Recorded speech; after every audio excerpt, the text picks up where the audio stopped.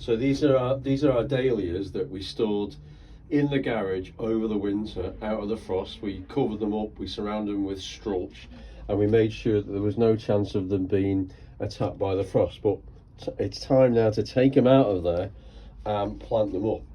Now what we're going to do is we're not going to plant them where they're actually going to flower. We're going to take them out of their storage and we're going to put them somewhere where they can start to grow.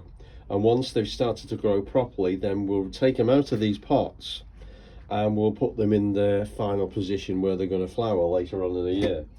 But when you take them out of storage, you've got to make sure that they're okay, and sometimes bits of the tubers go soft and rotten, and you need to take those tubers off.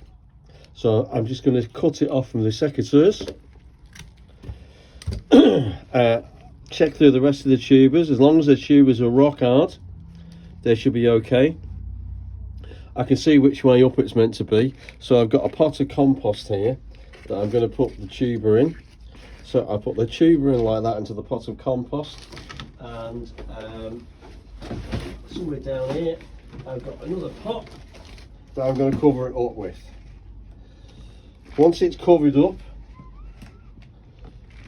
we are then going to store it in the greenhouse again, making sure that it's frost free over the next maybe 2 months or so, while we wait for new shoots to appear, until all threat of frost is past, and then we can finally put this dahlia and all the other dahlias we've got in their final flowering position.